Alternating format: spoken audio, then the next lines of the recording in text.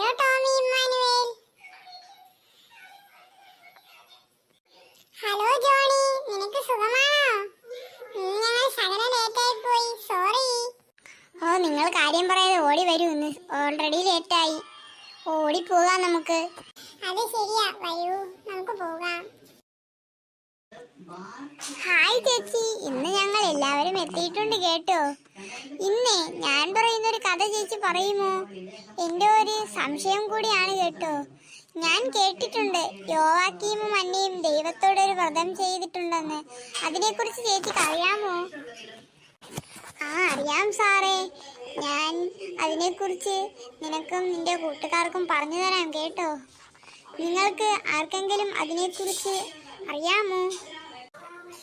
ഇല്ല ചേച്ചി, നമുക്കൊന്നും അറിഞ്ഞുകൂടാ. ചേച്ചി പെട്ടെന്ന് പറയൂ, ഞാൻ വളരെ ആകാംക്ഷയിലാണ്. ഓക്കെ, അപ്പോൾ ചേച്ചി പറഞ്ഞു തരാം. രക്ഷക മതത്തിന് സമയമെടുത്തു. ഓക്കെ കൂട്ടുകാരെ, നിങ്ങൾക്ക് ഞാൻ പറഞ്ഞു തരാം കേട്ടോ. ഞാൻ വിചാരിച്ചു നിങ്ങൾക്ക് അതിനെക്കുറിച്ചൊരു ചെറിയ അറിവെങ്കിലും കാണുമെന്ന്. ചേച്ചി പറഞ്ഞു തരാം കേട്ടോ. രക്ഷാകർമ്മത്തിന് സമയമെടുത്തു എന്നുകണ്ട സർവശക്തൻ രക്ഷകന്റെ അമ്മയുടെ മാതാപിതാക്കളായി ഇസ്രായേലിനെ ഏറ്റവും സമ്പന്നനായവരെ തിരഞ്ഞെടുത്തു. ജ്ഞാനത്തിൽ സമ്പന്നർ യോവാക്കീമും അന്നയും നീതിയുള്ളവരായിരുന്നു. അതിനാൽ അവർക്ക് ജ്ഞാനമുണ്ടായിരുന്നു.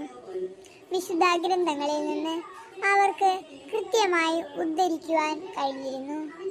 ദാവീദിന്റെ വംശജനായ യോവാക്കീമിനെ സോളമനെ പോലെ ജ്ഞാനത്തെ സ്തുതിച്ചുകൊണ്ട്, എൻ്റെ ചെറുപ്പം മുതൽ ഞാൻ സ്നേഹിച്ചതും അന്വേഷിച്ചതും അവളെയായിരുന്നു, അവളെ വധുവാക്കാൻ ഞാൻ നിശ്ചയിച്ചു എന്ന് സന്ദർഭോചിതം പാടുവാൻ കഴിയുന്നു.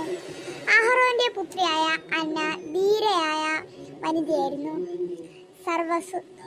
സർവ ഗന്ധങ്ങളും പരത്തുന്ന അനേകം പുഷ്പങ്ങൾ ഒരു പൂക്കലയിൽ വിരിഞ്ഞതുപോലെ ജ്ഞാനത്തിന്റെ എല്ലാ കൃപകളെയും ഉള്ളിൽ വഹിക്കുന്ന ഒരു വലിയ ഹൃദയത്തിന്റെ ഉടമയായിരുന്നു അന്ന.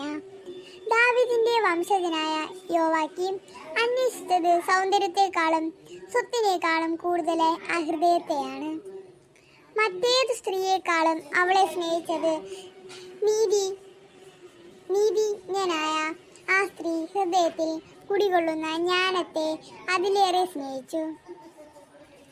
അന്ന ആഗ്രഹിച്ചത് തൻ്റെ ജീവിതത്തെ നീതിമാനായ ഒരു മനുഷ്യന്റെ ജീവിതത്തോട് ചേർക്കണമെന്ന് മാത്രമായിരുന്നു. കുടുംബത്തിന്റെ സന്തോഷം നീതിനിഷ്ഠമായ ജീവിതത്തിലാണ് അടങ്ങിയിരിക്കുന്നത് എന്ന് അവൾക്ക് നിശ്ചയമുണ്ടായിരുന്നു. അവർ പരസ്പരം സ്നേഹിച്ചു.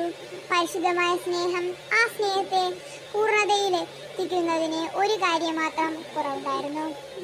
അമ്മയാകാൻ കഴിയാത്തതിൻ്റെ അമ്മേ എന്ന് വിളിക്കുന്നത് ഒന്നു കേൾക്കാൻ കഴിയാത്തതിൻ്റെ ഒരു കുറവ്. എന്നാൽ അവൾക്ക് ഭർത്താവിനെ കൊണ്ട് ഒരിക്കലും നിരാശപ്പെടേണ്ടി വന്നില്ല. വാർദ്ധക്യമായി തുടങ്ങിയെങ്കിലും യോവാക്കീമിന് ഇപ്പോഴും അവൾ യൗവനത്തിലെ ഭാര്യ തന്നെയായിരുന്നു. അത് അവന്റെ സ്നേഹത്തെ പുതുമയുള്ളതാക്കി. അവളുടെ സ്നേഹം എപ്പോഴും ജ്വലിക്കുന്ന തീ പോലെ തീക്ഷ്ണതയുള്ളതായിരുന്നു. തന്മൂലം അവരുടെ വേദനയിൽ, മക്കളില്ലാത്ത ദുഃഖത്തിൽ പരസ്പരം ആശ്വാസക്കുറവുകൾ കൈമാറി. യോവാക്കീം പറഞ്ഞു, നമ്മൾ പ്രത്യാശയിൽ തുടർന്നും ജീവിക്കണം. ദൈവത്തിന് എല്ലാം സാധ്യമാണ്. നമ്മൾ ജീവിച്ചിരിക്കുമ്പോൾ അത്ഭുതം നടക്കാൻ പാടുണ്ട്. പ്രത്യേകിച്ച് നമ്മൾ ദൈവത്തെ സ്നേഹിക്കുമ്പോൾ ദൈവം നമ്മുടെ ആഗ്രഹം നിറവേറ്റിത്തരും. നമുക്ക് ഒരിക്കൽ കൂടി ദേവാലയത്തിലേക്ക് പോകാം. ഇക്കാര്യത്തിനു വേണ്ടി തന്നെ നമുക്ക് ദീർഘമായി പ്രാർത്ഥിക്കാം. ഒരുപക്ഷെ സാറായ്ക്ക് സംഭവിച്ചത് തന്നെ നിനക്കും സംഭവിച്ചേക്കാം. എൽക്കാനയുടെ അന്നയ്ക്ക് സംഭവിച്ചില്ലേ? അതുപോലെ അവർ വളരെ നാൾ കാത്തിരുന്നു.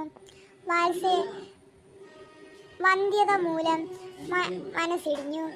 എന്നാൽ ദൈവത്തിന്റെ സ്വർഗത്തിൽ പരിശുദ്ധനായ ഒരു പുത്രൻ, പ്രവാചകനായ സാമുവൽ വളർന്നു വരികയായിരുന്നു.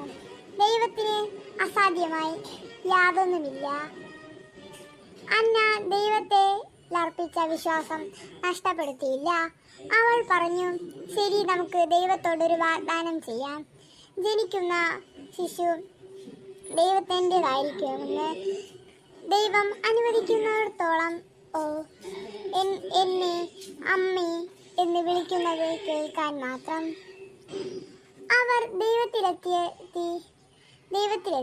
ദേവാലയത്തിലെത്തി. ദൈവസന്നിധിയിൽ വിശ്വാസത്തോടു കൂടി അവരുടെ പ്രാർത്ഥനകൾ അർപ്പിച്ചു. എൽക്കാനയുടെ അന്നയെ പോലെ അവൾ തൻ്റെ കണ്ണീർ പിതാവിനെ സമർപ്പിച്ചു. പ്രത്യാശയോടുകൂടി തിരിച്ചു പോന്നു. യോവാക്കീമിന് നല്ല ഉറപ്പുണ്ടായിരുന്നു. പ്രത്യാശയോട് കൂടിയിരിക്കുക നമ്മുടെ വിശ്വസ്തത സ്നേഹത്താൽ ഈ കൃപാവരം നമുക്ക് കിട്ടും. അവർ ഒരു കുഞ്ഞിനെ സ്വപ്നം കാണുകയായിരുന്നു. എന്നാൽ അവൾക്ക് ദൈവത്തിൻ്റെ അമ്മയെ ലഭിച്ചു. നിത്യമായ ജ്ഞാനം സമയത്തിൻ്റെ തികവിൽ അവളിലേക്ക് താണിറങ്ങി. ദൈവശക്തിയുടെ വിശ്വാസം, ദൈവമഹത്വത്തിൻ്റെ പരിശുദ്ധമായ പ്രസരണം വന്ധ്യയായവളിൽ വചനമായി തീർന്നു. കൂട്ടുകാരെ, നിങ്ങൾക്ക് ഇപ്പോൾ മനസ്സിലായോ എന്താണ് യോവാക്കീമും അന്നയും ദൈവത്തോട് വ്രതം ചെയ്യുന്നതെന്ന്? മനസ്സിലായി ചേച്ചി, വളരെ നന്ദിയുണ്ട് കേട്ടോ. ഓക്കെ സാറ, അപ്പോൾ നമുക്ക് അടുത്ത ദിവസം കാണാം കേട്ടോ. ഇതുപോലെ നിങ്ങൾ ദൈവത്തിൽ എന്ത് പ്രാർത്ഥിച്ചാലും ദൈവം നിങ്ങൾക്ക് തരും. അപ്പോൾ അടുത്ത ദിവസം കാണാം കേട്ടോ കൂട്ടുകാരെ. എല്ലാവരും വീട്ടിലേക്ക് പൊക്കോളൂ. എല്ലാവർക്കും എന്റെ ചേച്ചി പറഞ്ഞ കഥ ഇഷ്ടമായോ? ഇഷ്ടമായെങ്കിൽ ലൈക്ക് ചെയ്യുക, ഷെയർ ചെയ്യുക, സബ്സ്ക്രൈബ് ചെയ്യുക, കമന്റ് ചെയ്യുക. വീട്ടിലേക്ക് പോകുന്ന ആരും മറക്കരുത് കൂട്ടുകാരെ. ടോമി ജോണി വരുന്നുണ്ട്, ആരും മറക്കരുത് കേട്ടോ ഒരിക്കലും. അപ്പോൾ ചേച്ചിയുടെ